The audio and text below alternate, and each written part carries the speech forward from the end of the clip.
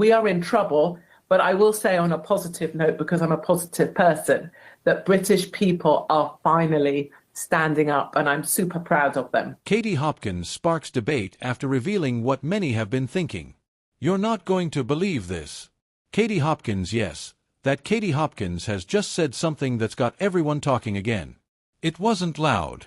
It wasn't a rant. It was calm, almost too calm. But what she revealed during that recent podcast interview has reignited a debate that's been simmering under the surface for months, and whether you agree with her or not, you can't ignore the ripple effect it's causing right now. Because this time, she didn't just go after people, she went after ideas. And the part that shocked everyone? She said what a lot of people have been thinking, but were too afraid to say out loud. It all started when Hopkins appeared on a live-streamed interview earlier this week. The host asked her a simple question: what's really going on with the way people think the media controls the narrative? Her answer came fast, and with a tone that mixed both frustration and certainty. The media doesn't tell you what to think, she said, it tells you what to think about. That line, short, sharp, and perfectly timed, has exploded online. Clipped, shared, remixed, debated. Within hours, hashtags started trending, half applauding her for saying what others wouldn't, and half condemning her for fueling public distrust. But whatever side you fall on, one thing's clear: she struck a nerve. Let's unpack what actually happened here. Hopkins went on to describe how headlines often push emotion over evidence, how fear, outrage, and division are used like tools. She didn't name names, but her tone made it clear she was taking aim at the wider establishment, the polished anchors, the carefully timed stories, and the endless political spin that leaves ordinary citizens wondering who to trust. We live in a time, she said, where truth isn't found, it's framed. Those words hung in the air like a challenge. And honestly, that's exactly why this clip has caught fire. Because in today's climate, where distrust in media and government feels higher than ever, that idea that truth is framed hits hard. Now, let's be fair. Katie Hopkins isn't new to controversy. She's built a career out of pushing boundaries and questioning official narratives. Sometimes she crosses lines, other times she simply says what others won't. But this particular statement feels different. It's not the usual headline-grabbing provocation. It's more like a mirror being held up to politics, to journalism, to society itself. And people are reacting fast. One journalist from The Guardian commented, "Hopkins thrives on confrontation. But in this instance, she's tapped into something genuine: the public's exhaustion with filtered truth." Another media analyst told a talk radio station, "When people feel ignored, even controversial voices start to sound like prophets." On social media, the reactions were split right down the middle. One post read, "She's spot on. The media shapes emotion, not facts." Another fired back, "Dangerous nonsense. You can't shout truth just because you disagree." And that tension between what's real and what's emotional has become the very thing she's being talked about for. But here's where it gets more interesting. This isn't just a Katie Hopkins moment.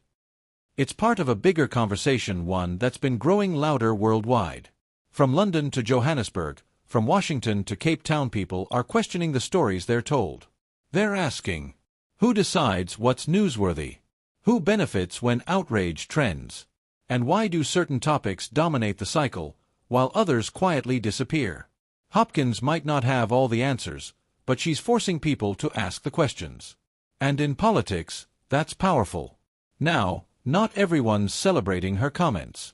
Critics say she's playing to an audience that's already skeptical, that her truth narrative only deepens divides. But supporters counter that she's doing what journalists should be doing, challenging power, not protecting it. Even a few political commentators have quietly admitted that the reaction to her statement proves her point. One former broadcaster tweeted, "If one sentence from Hopkins causes this much uproar, maybe the system is as fragile as she says." That line has been reposted thousands of times. Because let's face it's true. If one comment about media influence can shake people this much, what does that say about our current climate of control and fear? And while this debate unfolds, Katie Hopkins hasn't backed down. In follow-up clips shared online, she doubled down, saying, "People are waking up. They're tired of being told what to think is acceptable. The truth doesn't belong to elites, it belongs to everyone." That message, equal parts defiance and populism, has found a huge audience, especially among younger viewers who feel disconnected from mainstream outlets. Whether it's frustration, curiosity, or fatigue, people are tuning in. Because even if they don't agree with her, they sense something real beneath the noise, a hunger for honesty. Now, let's pause here. What's fascinating isn't just what Hopkins said, it's how society reacted. We live in a time where truth has become tribal, where facts are filtered through feelings, where every headline carries an agenda, and every voice has to pick a side. Hopkins, intentionally or not, just threw a spark into that tinderbox. She reminded people of a simple, uncomfortable fact that maybe, just maybe, the truth isn't what's on the screen, it's what's left off it. So what happens next? Will the media fire back? Will politicians seize this moment to defend credibility? Or will they stay quiet, hoping the story fades away by next week's cycle? Because if there's one thing this moment proves, it's that public trust is fragile and it's slipping. The question now is, can truth survive in an age of algorithms, headlines, and spin? Or will emotion keep winning over evidence? Either way, one thing's certain: Katie Hopkins just reignited a debate that isn't going away anytime soon. And love her or hate her, she's made everyone stop and think.